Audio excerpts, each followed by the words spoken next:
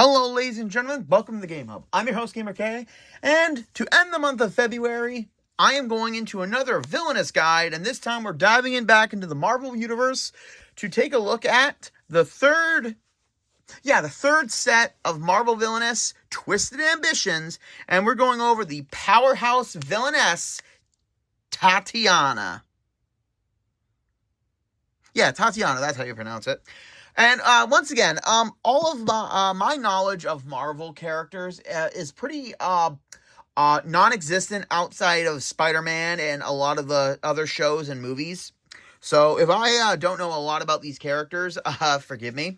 But we are going into Tatania, and she, like I always say, well, not like I always say, but one thing I always love about the entirety of the the Villainous game, not just Marvel or Disney, but they take such creative liberties of how to make each character definitely have their own unique play style and how it fits. And Tatania, as being the strongest woman villain ever, she literally is going to battle by herself. Because for those of you who've been watching my Villainous reviews, the character marker doesn't really do anything other than move around the board and, all that. But for Tatania, you actually get to join the fight with her unique play style. So Tatania will have this strength tracker, which is a tile, and comes with the purple clip. Set it at 1 at the start of the game. So during a vanquish action, you can use your villain marker to battle heroes, and her strength is obviously set at 1. So obviously in the beginning, you'll most likely need more other allies in order to help out. Now, another thing is there are cards in the deck that affect allies and heroes with strength and everything. Tatania does not count for that, so any effects that target allies and everything do not target her strength. And whenever she is used in a successful vanquish of a hero with strength equal to her strength or greater, her strength will increase by 1. And her entire goal is to get her strength to 8, where she is empowered. And one thing I do love about this strength tracker is that it starts with 1 crack, and then the cracks get bigger and bigger and bigger and bigger, showcasing her power. So once Tatania is at 8 strength and she vanquishes any character named She-Hulk, that's how she wins the game. She's going after her nemesis and proving who's the strongest between the two. So, yeah, that's pretty much Tatania's goal. Now let's start taking a look. But first, I do love the Twisted Ambition look of Doc Ock's silhouette there. Awesome. So first we go into the Villain Mover. And like I said, I like how the Disney Villainous ones are the translucent colors. And the Marvel Villainous are the full color, full plastic. So we got Tatania's flowing hair all the way down. Very nice. And we got her battle armor as a bust. And I do like that because it shows the femininity of her hair with the rugged warrior battle armor. It's a really, really nice figure. And I do like this magenta purple because her whole board is darker purple. So the fact that they went with the magenta of her hair, is it? Oh, her hair is kind of red in this, but either way, it still works. It's still very nice. And before I get into this, like I've done in the previous ones, each new Villainous set comes with its own fate deck of generic heroes and events and everything for this. So I'll go through these. And what was it? So yeah, I found this out. If you are playing Marvel Villainous and you're doing more than one expansion, what you do is before you add the villain specific villain deck fate cards, you combine for each set that you're using, you add all the generic fate cards together, you shuffle them up, and then you deal out 11 cards from that. And then those 11 cards get mixed in with the villains that are playing in the game, and that is your fate deck for the game, which I'm glad I looked that up. So let's start off, obviously, with the events. And this one has 4 events, and here's End of Time. I don't know if the universe is exploding there, and that's a spaceship. Again, I'm not so well versed. And this is a global event. So when the event's played, it affects every villain in the game, and each villain can join in and send allies so that the number of allies' power surpasses the events. And then this effect is null and void, and then the reward for every single villain that partook in the event. Villains cannot perform more than 3 actions on their turn. Reward for each of your allies at this event: either gain 1 power, draw a card, or place a strength token on any ally. So there's that. And then we get, This Is Our City. That's a really, really cool artwork of, actually, surprisingly, all the heroes that are in this generic Fate deck. All the heroes are facing towards New York City.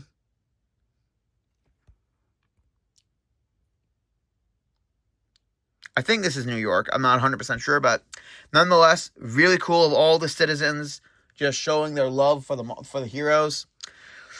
Relocate actions only move an ally or item to an adjacent location. So basically, because there's 4 destinations, and in this game you can move them wherever you want, but with this, you can only move them to adjacent spaces. Allies can relocate to an event, because obviously it would be kind of stupid if you couldn't move them to an event. Reward for each of your allies at this event: you may relocate 1 hero to any location in any domain. And then we got Mysteries of the Mystic Arts. And there's Doctor Strange battling all those demons and monsters. Each time a targeted Fate Act card is played to its specific villain, place 1 plus strength token on any hero in any domain. So basically, for an example, if this card is indicated to be Tatania specific card that will affect her more, every time a specific Fate card is placed in that specific realm, any hero can gain +1 strength. Reward: find any card in the Fate deck, discard it. So that means if multiple villains partake in this event and clear it, they each get to discard a card from the Fate deck. Awesome. And then we have this one, which is honestly one of my favorite artwork to date for events. Spider-Verse. And there they are, a whole bunch of the Spider-Man. We got Silk, we got Iron Spider, we got Peter Parker, we got Spider-Ham, we got Ben Reilly, we got Spider-Noir, we got Spider-Gwen, we got Mecha Spider, all these cool ones. And this is the highest one with 10. You must pay 2 power to vanquish or defeat any character. Reward: for each of your allies at this event, you may remove 1 hero from any domain. And now we'll get to all the heroes that are in this, because this one is very hero heavy. Starting off, we have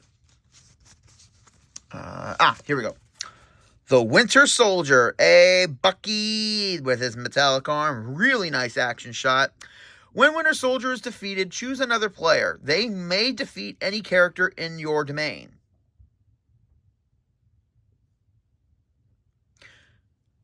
So I'm guessing this will allow anyone to defeat any ally, because when they say character, that's very, so either an ally or, like I said, any character that's in the game. Yeah. And then we get, and these are all 1 copies in this deck. And then we have Captain Marvel, Avenger. Really, really cool image of her by the New York Bridge with the jets. Really, really cool. Each time any villain performs a vanquish action, immediately relocate Captain Marvel, Avenger, to that villain's location. So, you want to defeat a hero, Marvel's going to go intercept and add another hero. And then we get Doctor Strange, looking really cool in front of the consortium. The observer. I can't remember what it's called. When Doctor Strange is played, look at the top 6 cards of the targeted player's villain deck. Discard any of those cards and return the rest of to the top of the deck in any order. So yeah, obviously Strange looking around.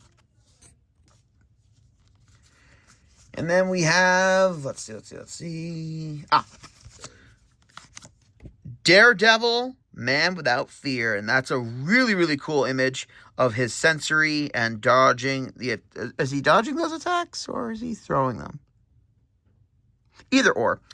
Each time you move from Daredevil, Man Without Fear's location, choose an opponent. That opponent relocates Daredevil, Man Without Fear to any location in your domain. Each time you move from his location. Oh, so they'll relocate him to another area. That's, okay. Weird. And then we have Spider-Man Friendly Neighborhood. Really cool image of Peter swinging around New York. If Spider-Man Friendly Neighborhood is in your domain, you cannot win the game. Goddamn pesky arachnid. Love it. And then we get a copy of Captain America, Sam Wilson. Really amazing image of him tossing the shield mid-flight. That is really amazing. And he's got the protector symbol. So if you're playing the game and he's in your realm, you have to defeat him first before you can defeat any other heroes. Captain America Sam Wilson must be defeated before other heroes without protector in this domain. Yeah, I just explained that. And then we get one copy of Spider-Woman, Jessica Drew. Really, really cool image of her entering the fray. I don't know much about Spider-Woman or Jessica Drew. I don't know. And she's got protector as well. Allies cannot be relocated from this location. So if she's she's at a location, if you want to move some characters that are there, yeah, they're caught in her web. Oh, also in the back is this really cool. Obviously, all the fake cards in this series are the same. So if you're an Avenger fan and you want a really sick tattoo, take that. And then we get one copy of Miss Marvel, Kamala Khan, which is I really like the spotlight on this character and just the pose. It's really cool.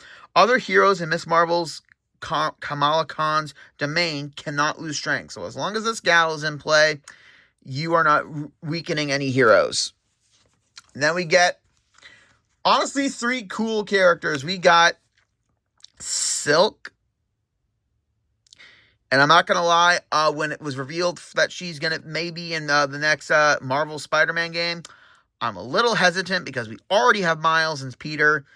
And I don't know if she has the powers yet, but I love this design. And, okay, yeah, Silk is kind of cute. I'm not going to lie. Kind of my type. Shut up. When Silk is played, relocate any character in her domain to her location. Yeah, she just allows someone to come join the fun.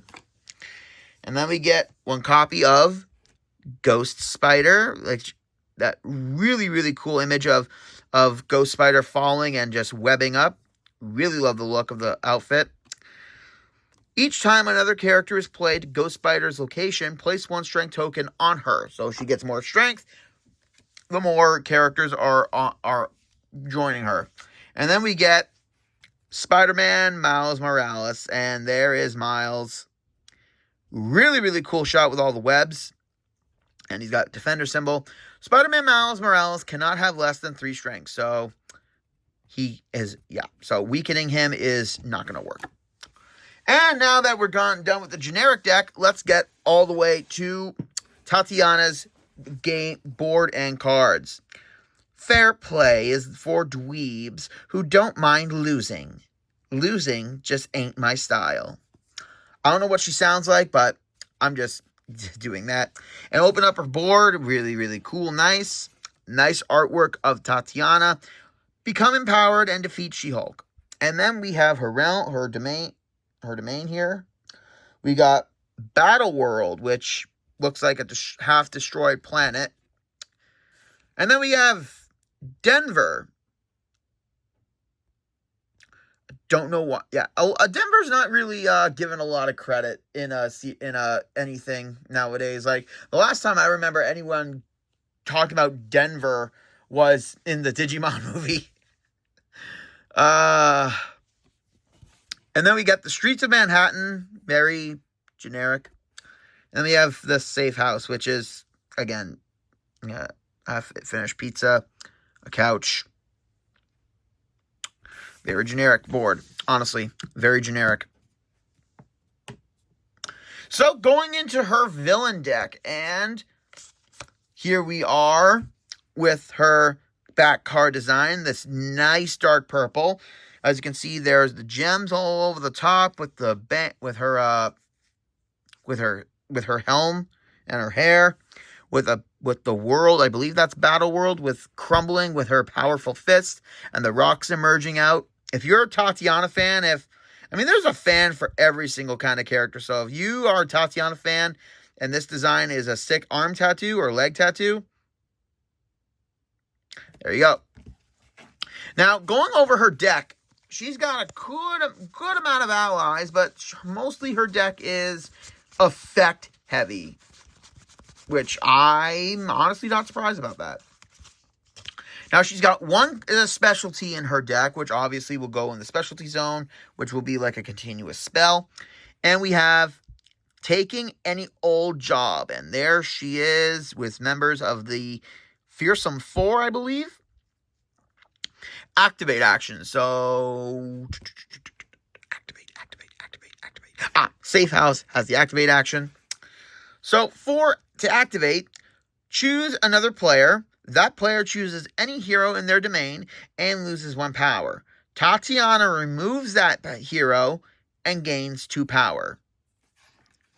So this is a good way of eliminating the heroes in your opponent's domain, because some of them may have to defeat heroes as well in order to use their for their win condition. So this is a good way of Tatania beating them herself and getting the benefits. And yeah, we got a lot of effects in this deck. We got, wow, like almost half the deck are effects. We got 4 copies. 4 copies of I'm Right Here, where she is literally lifting up that Jeep like it's nothing. Reveal cards from the top of the Fate deck until you reveal a hero. Play that hero to any location in your domain other than Tatania's location. So again, getting out heroes and allowing her, but obviously not putting them directly to her. Basically, this is kind of a taunt card, I believe, if the artwork is anything to believe. Let's see, where is it? Here we go. And then we get 2 copies of Gamma Boosted, which shows that Tatania lifting a massive size piece of the street. One thing I love about most of these cards is showcasing Tatania's ferocity and her overwhelming strength. Choose a hero in your domain with less strength than Tatania. Place 1 strength token plus 1 strength tokens on that hero until they have strength equal to Tatania's. So once again, when Tatania defeats a character with equal or more strength than her, then she gets strength. So when she's getting, so it's kind of like, again, in order to be the best, you got to beat the best. So if someone is number 1 or 2, then she has to defeat them and she'll gain strength. So as the number goes up, so if she's at strength 5, she has to defeat someone with strength of 5 or more and not below in order for it to count for her tracker. Next we got Holy crap. 6 copies. Oh, no, wait. Oh, no, they just look the same. We got 3 copies of just the 2 of us. And there she is, literally holding back She-Hulk's punch. Perform a vanquish action. Perform a vanquish action. Allies used in this action are not discarded. So again, good for that. And then we get 3 copies of It's Only Round 1, where She-Hulk just literally chucked her, and that's kind of fun. Choose a card from your discard pile and put it into your hand. So again, another recycle card. And now we have 2 copies. Display of Power. And there she is looking pretty good, lifting that giant-ass weight. I'm very surprised I've seen a lot of different cosplayers over the years, and some of them are kind of bodybuilder kind of like. And I'm surprised Tatania isn't a character that's used by a lot of cosplayers, because this is a really cool design. If Tatania is at a location with one of her allies who has equal or more strength than Tatania, she gains +1 strength. So yeah, she's matching her allies. Nice. And then we get 3 copies of, quite honestly, the most unviolent card in the deck.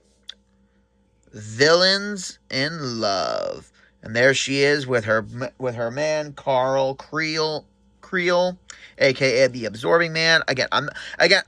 My knowledge of fucking Marvel outside of Spider-Man mostly is very limited.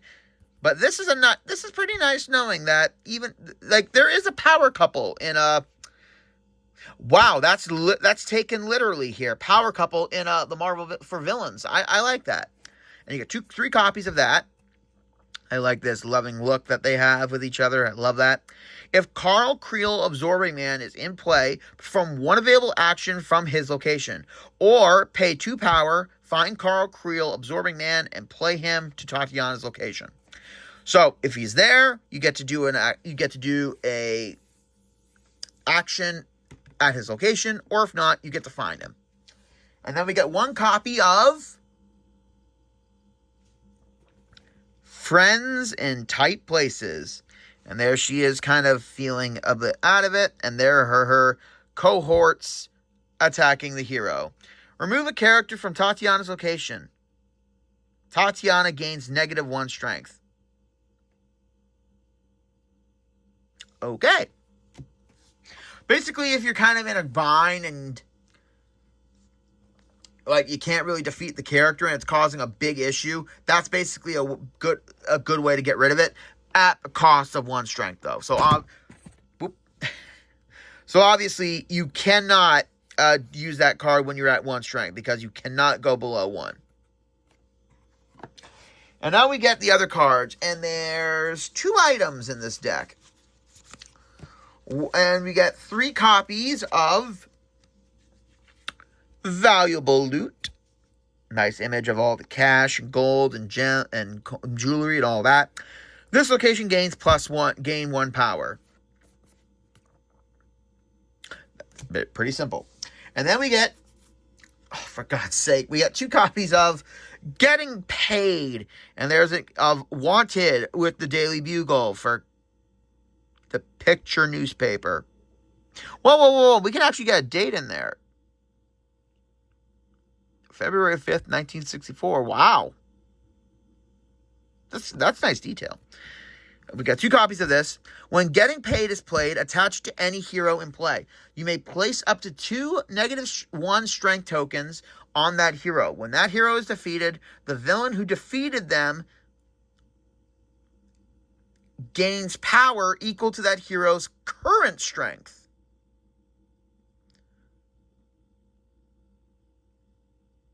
Oh, so we can use this on any kind of... okay. So normally cards would usually just affect your cards in your domain, but this card literally lets you work on others. That's pretty cool. That's pretty nice. And now we have everyone in the allies in Tatania's employ. We got one copy of the Wrecking Crew.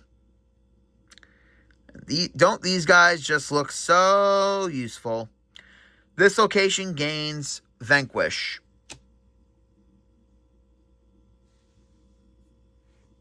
Okay.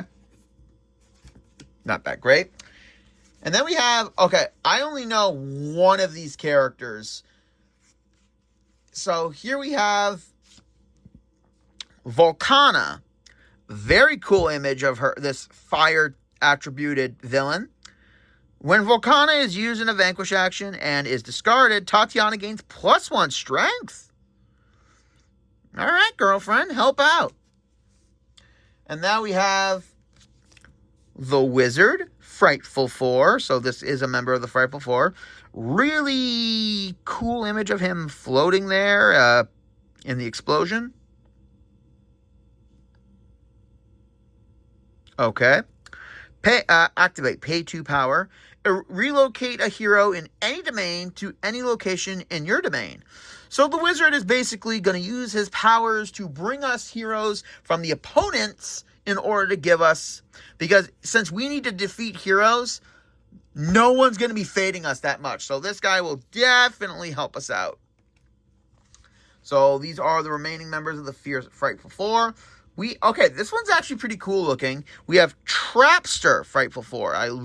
This guy's design is really creepy. Really cool. Heroes cannot relocate from Trapster. Fierce. Okay, so he's basically keeping them there. And this is the only one I know because of the original 1994 Spider-Man, who is voiced by Rob Paulsen. Wait, yeah, Rob Paulsen.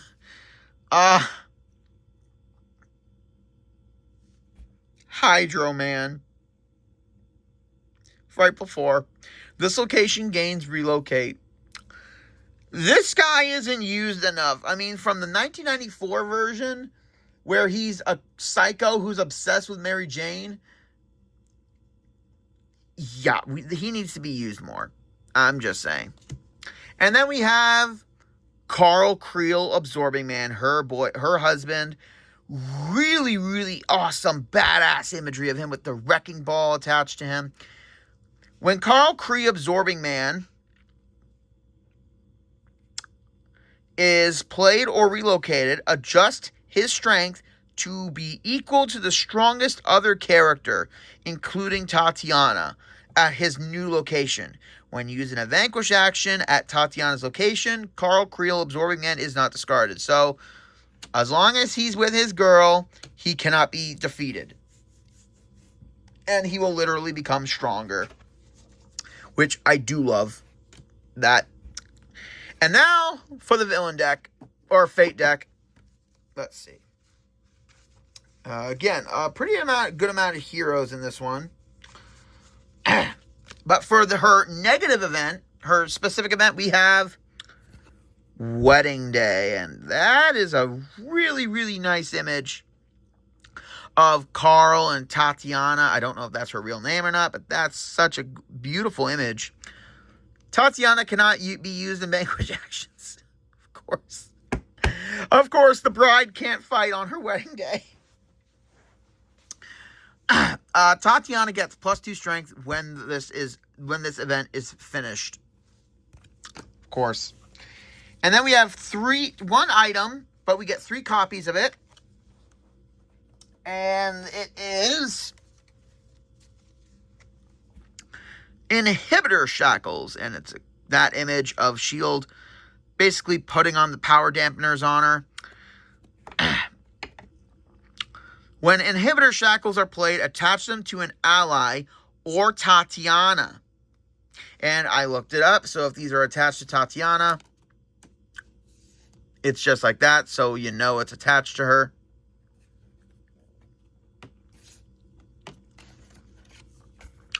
Remove all strength tokens from that character.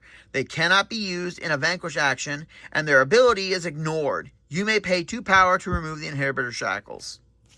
So, It's a minor inconvenience. Next up, we get 2 copies of the Vault Guardsmen, which are these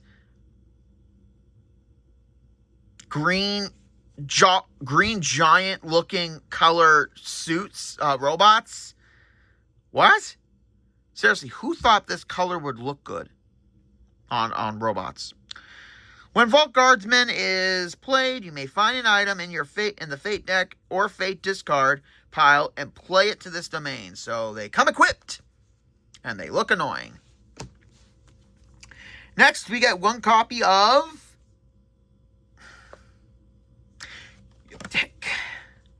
You know what? I was going to use this joke in another video in the future, but I didn't realize that this was going to happen, so